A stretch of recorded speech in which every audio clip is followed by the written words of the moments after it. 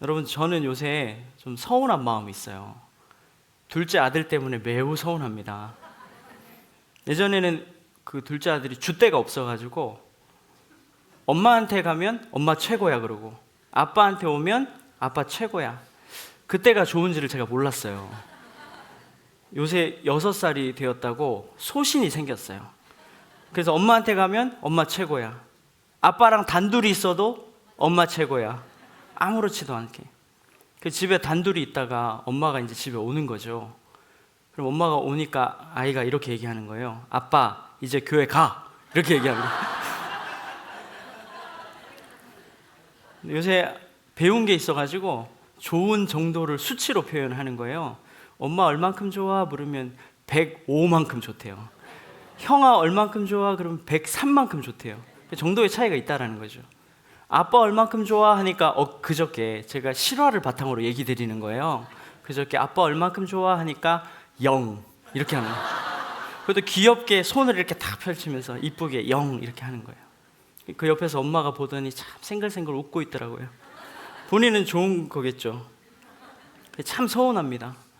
근데 정말 간혹 가끔 아주 잠시 아빠가 최고라고 할 때가 있어요.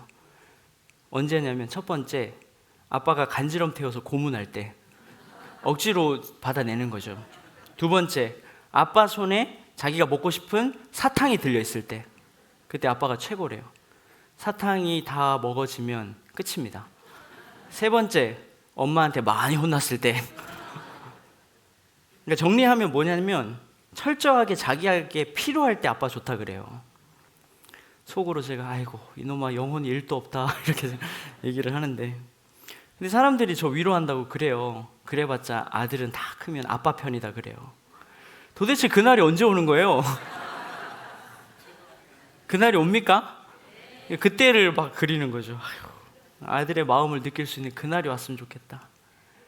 근데 이제 제가 삶의 경험이 별로 없어서 저희 아들의 이야기로 여러분에게 전하는 거지만, 여러분 제가 얘기했던 이 아이를 나라고 생각하면 하나님 앞에 신앙하는 모습과 똑같을 거예요. 우리가 필요할 때 하나님 사랑한다 그러고 마음을 드려야 되는데 드리지 못하고, 그 모습이 우리의 모습 아닌가 그런 생각을 합니다. 성경 보니까 곳곳에서 하나님께서 그날이 오면, 그때가 되면, 여호와의 날이 이르면 이런 표현을 하시거든요. 그러니까 언젠가를 고대하시는 거죠. 하나님께서 이스라엘 백성들을 택하시고 특별한 사랑을 주셨어요. 그런데 그들 마음에 하나님 사랑하는 그 인격적인 마음, 그 중심은 없고 영혼도 없고 형식적인 신앙을 하는 거예요. 구약의 제사 제도가 참 중요한데, 이 제사 제도는 형식보다 중요한 게 뭐냐면 하나님과의 관계 속에서 그 본질을 찾아야 되거든요. 그러니까 제사의 현장에 가면 나 같은 죄인을 하나님께서 사해 주셨구나, 그리고 감사하고 또 찬양하고 또 나의 모습을 돌아보게 되는 거죠. 내가 이렇게 부족하고 하나님 앞에 형편없구나. 그런 것을 반복하면서 결론적으로 하나님이 옳구나, 하나님의 방식대로 살아야 되겠구나, 순종하면서 살아야 되겠구나, 이것이 고백되어지는 그 자리가 제사의 자리거든요. 그런데 이스라엘 백성들이 그런 의미를 찾지 못하고 형식적으로 드렸던 것 같아요. 다윗은 시편 51편에서 이렇게 고백합니다. 주께서 원하시는 제사는 상한 심령이다. 온전한 마음으로 예배를 드려야 하나님께서 받으시는 제사다라고 얘기를 하는 거죠. 오늘 우리가 호세아 말씀 봤는데요, 호세아가 예언하던 시대, 북이스라엘이 가장 잘 나가던 시대였어요. 그러니까 말하자면 등 따시고 배부른 시대였죠. 근데 호세아 13장 보면 하나님께서 이들에게 뭐라고 하시냐면 배부르니 교만해져서 나를 잊었구나 이렇게 말씀하셔요. 그러니까 하나님을 잊고 형식적인 제사를 드리고 하나님을 의지하는 간절한 마음도 없고 순종의 삶이 아니라 악취가 나는 그런 불의의 삶을 살아가는 거예요. 여러분, 내가 사랑하는 자식이 불의의 삶을 살고 악한 삶을 살면 더 마음 아프고 괴롭고 싫은 것 아니겠어요? 그러니까 하나님께서는 호세아서에서 그런 마음을 많이 표현하셔요. 내 마음이 아프다. 너희가 불의의 삶을 사는 거 내 마음이 찢어진다. 이렇게 표현을 하시는 거죠. 그래서 그 말씀을 보면 하나님께서 경고를 하시는데 참 재밌어요. 호세아의 그 자녀들의 이름을 통해서 막 경고를 하시거든요. 이스르엘, 첫 번째 자녀. 이스라엘이 아니라 이스르엘, 너희를 흩어버릴 것이다. 로르하마, 너희에게 더 이상 긍휼을 베풀지 않겠다. 로암미, 너희는 더 이상 내 백성이 아니다. 계속 경고를 하시는 거예요. 그런데 여러분, 호세아서의 진짜 메시지는 너희가 심판의 대상이다, 저주의 대상이다, 죽을 것이다가 아니라 진짜 메시지는 마지막에 있거든요. 그러니까 여러분, 중간중간에 무서운 심판의 이야기가 있지만 끝에 진짜 메시지가 있어요. 사랑하는 사람들 이렇게 다툴 때가 있죠. 마음 상해가지고 겉으로는 냉정하고 상처되는 말을 해도 그 마음 중심에서는 사랑해서 애타서 언제 이렇게 회복할 수 있을까, 이런 마음이 있잖아요. 근데 호세아서를 다 읽어보면 그런 하나님의 마음을 느낄 수가 있어요. 그래서 진짜 마음은 어디 있는가, 그렇게 경고를 하시면서 제일 마지막에 오늘 우리가 읽은 본문 호세아 14장 1절 한번 보십시오.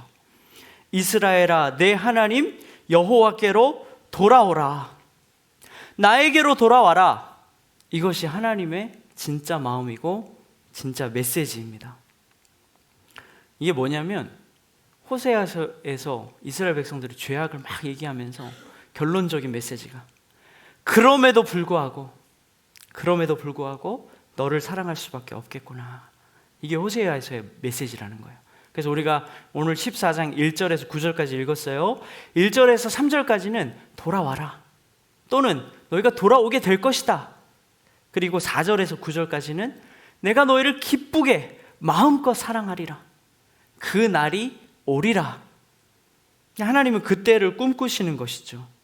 하나님과 백성들 사이가 온전히 회복되어서 하나님은 풍성한 은혜를 베풀어 주시고 백성들은 그 은혜를 머금고 마음을 다해서 찬양하고 또 마음에서 우러나오는 순종을 하는 그런 시대를 주님이 꿈꾸셨습니다. 그래서 여러분, 호세아서를 읽어보면 이런 메시지예요. 잘 들어보세요.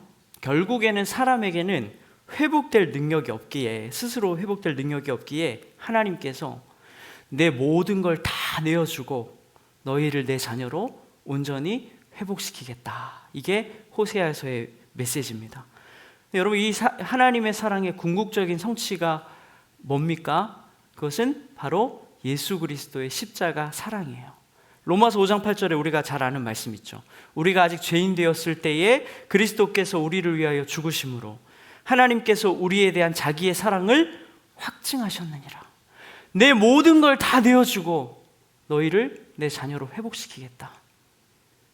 그 일들이 이루어지고 우리는 그 은혜의 때를 살아가고 있습니다.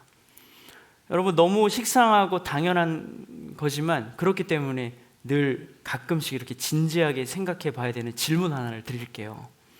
하나님께서 여러분들 사랑하시는 것을 믿으십니까? 이렇게 쉽게 나올 줄 알았어요. 근데 다시 한번 좀 고민해보고, 저도 이 말씀 준비하다가 제 삶을 좀 돌아보니까 하나님의 사랑 말고는 뭘로 설명할 수 있을까, 이런 생각이 들어요. 조금만 곰곰이 여러분의 인생을 돌아봐도 하나님께서 사랑한다라고 자신 있게 얘기할 수밖에 없겠죠.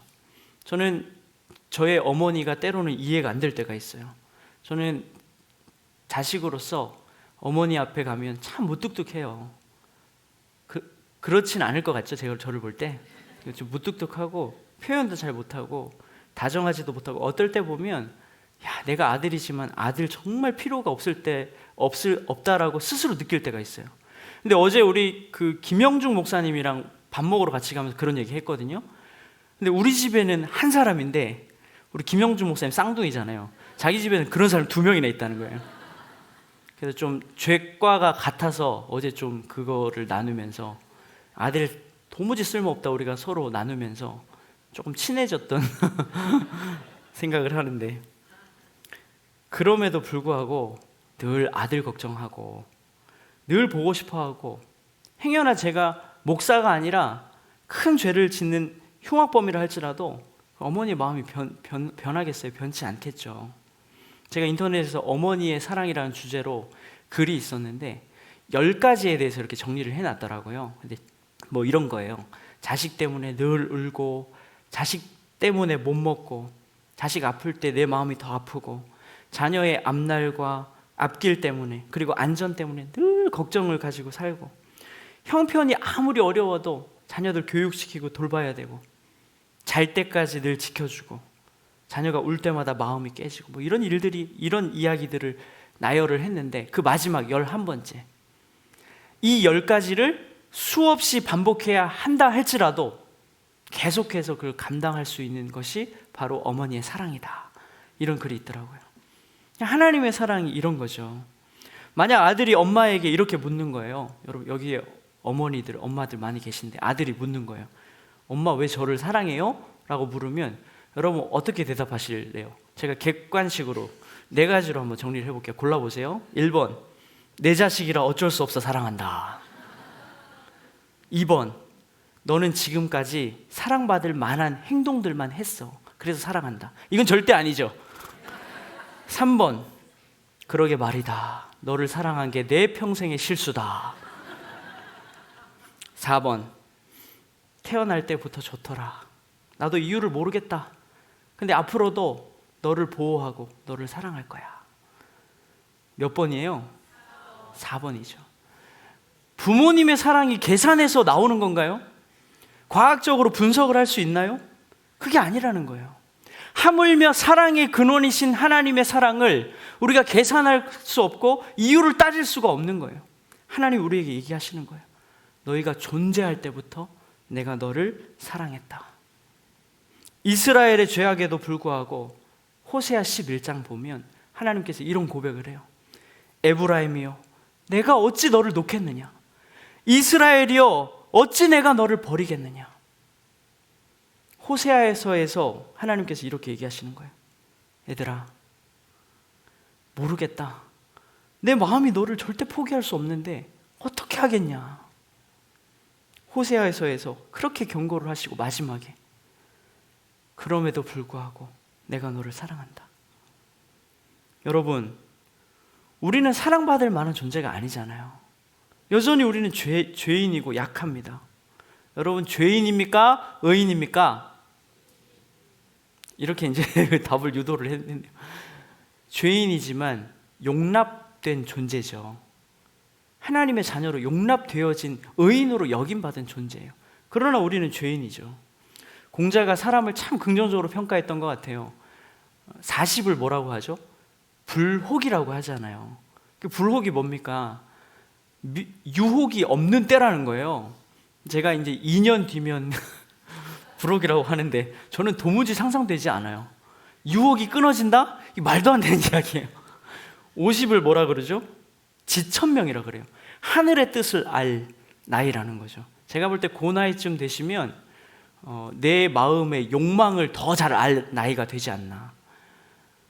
우리가 잘 알잖아요. 하나님의 뜻을 알아가는 것보다 우리의 욕망을 더 잘 아는데, 근데 하나님의 뜻은 어떻게 알아야 돼요?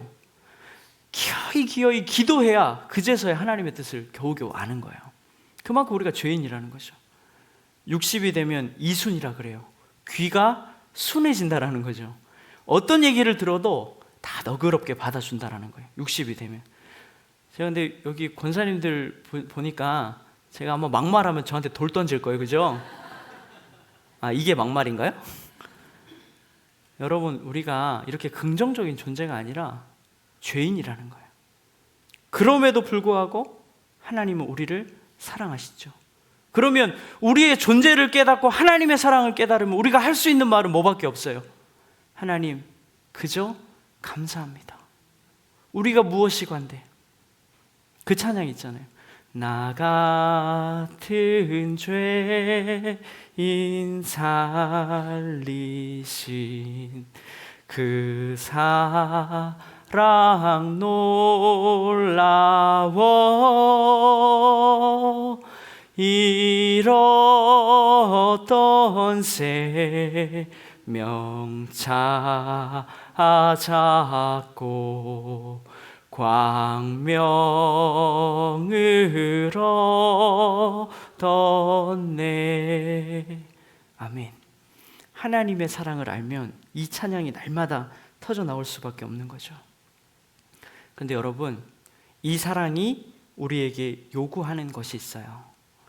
그저 너희가 이 큰 사랑만 받고 누리고 살지 말고 너희도 그 큰 사랑 본받아 사랑할 수 있는 영역으로 나왔으면 좋겠다. 이것이 성경의 메시지거든요. 근데 진짜 그 사랑이 우리에게 실제라면 우리가 그 사랑의 현장으로 나아가기가 어렵겠습니까? 그 사랑이 감격이 되는데 바울의 고백처럼 이 사랑이 나를 강권하는도다. 그 마음을 가지고 사랑의 현장으로 나갈 수가 있다라는 거예요. 여러분 4절 말씀 보십시오. 제가 한번 읽어드릴게요. 내가 그들의 반역을 고치고 기쁘게 그들을 사랑하리니, 근심하며 사랑하는 게 아니라 우리의 모습을 보면서 기쁘게 그들을 사랑하리니 나의 진노가 그에게서 떠났음이라. 내가 이스라엘에게 이슬과 같으리니 그가 백합화와 같이 피겠고 레바논의 백향목같이 뿌리가 박힐 것이라. 여러분, 하나님이 우리에게 이슬과 같이 된다라는 거예요. 이 아름다운 백향목, 백합화가 날마다 이슬이 없으면 시들어져 죽을 거예요. 근데 그 아름다운 그 꽃과 나무가 열매 맺을 수 있도록 날마다 이슬이 되어 주신다라는 거예요. 우리가 사랑을 행할 수 있는 존재가 되도록 하나님께서 늘 우리에게 은혜와 사랑으로 공급하여 주시고 함께하여 주신다라는 겁니다. 믿으십니까? 그렇기 때문에 우리는 우리의 힘으로 사랑하는 것이 아니라 주님의 그 사랑 붙잡고 사랑의 현장으로 나아가야 된다라는 거예요. 그래서 오늘 말씀의 끝부분에 이렇게 하나님께서 말씀하십니다. 은혜의 시냇가에 심긴 나무는 그 가지가 퍼진다라는 거예요. 여러분, 성도된 우리의 삶을 얘기하는 거예요. 그 가지가 퍼지는 거예요. 그래서 감람나무와 같이 아름답고 레바논의 백향목처럼 향기가 난대요. 그래서 그 나무 그늘에 있는 자마다 생명을 얻고 구원함을 얻는다라고 말씀합니다. 여러분, 이 말씀이 우리 교회의 표어와 같지 않습니까? 물이 되고 향기 되어 사랑으로 복음 전하는 교회. 우리 교회 표어와 같은 거예요. 그 그늘 아래 있는 자마다 회복되어지는 것. 광양대광교회의 그 쉼터, 그 그늘 아래 있는 모든 자마다 하나님의 사랑을 깨닫고 안식을 얻고 회복을 얻고 치유를 얻는 그 역사가 일어나야 된다는 것입니다. 여러분, 하나님께서 기다리시던 그때, 그날이 옵니까? 그때. 근데 하나님께서 약속하셨기 때문에 그날이 온다라는 거예요. 온전한 관계가 회복된 그때는 언제냐면 하나님의 크신 사랑처럼 이제는 그 사랑을 머금은 자들도 사랑으로 살아가는 자들. 그때를 주님이 꿈꾸시는 거예요. 너만 사랑받는 것이 아니라 너도 사랑하는 것이 하나님의 꿈입니다. 요한복음 13장 보면 너희가 서로 사랑할 때 그제서야 주의 제자인 줄을 세상에 알리라. 너희가 서로 사랑할 때 세상은 주를 보리라. 이때를 하나님께서 기다리시는 거예요. 제가 말씀 묵상하다 보니까 에스겔 47장 말씀이 생각났어요. 성전에서 물이 나와서 물이 흐르는데 그 물이 닿는 곳마다 새로워지고 치유의 역사가 일어나고 생명의 역사가 일어나더라는 거예요. 사랑하는 여러분, 이 강물이 우리인 거예요. 진짜 물이 되어야 되는 거죠. 우리가 가는 곳마다 사랑이 흐르고 생명이 흐르고 복음의 역사가 일어나야 될 줄로 믿습니다. 그러므로 여러분, 한 해를 마무리하고 이제 한 해를 시작하는데 다시 한번 정체성을 가지시기를 축복하고 또 권면드립니다. 하나님이 괜히 우리에게 물이 되고 향기 되어 사랑으로 살아라 라고 말씀하는 거 아니겠죠. 우리는 정체성을 가져야 되는데 우리는 뭐다? 생명수다. 우리는 물이다. 지역사회를 적시고 사랑하는 일에 계산하고 따지는 것이 아니라 희생하고 섬기고 물의 역할을 잘 감당해야 돼요. 오늘도 우리 담임 목사님을 통해서 그런 메시지들을 우리에게 주시잖아요. 그 말씀을 받아서 그 길로 가야 되는 겁니다. 그 길로 가지 않는 사람들은 어리석은 자예요. 그 9절 말씀 보세요. 누가 지혜가 있어 이런 일을 깨달으며 누가 총명이 있어 이런 일을 알겠느냐? 여호와의 도는 정직하니 의인은 그 길로 다니거니와, 말씀의 길로 다니거니와, 그러나 죄인은 그 길에 걸려 넘어지리라. 말씀을 주셨으면 그 길로 가야 되는 것이에요. 그 말씀으로 갔을 때 만족하고 하나님 기뻐하시는 그 때가 된다라는 것입니다. 사랑하는 여러분, 그러나 이것은 우리의 힘으로 되는 것이 아니에요.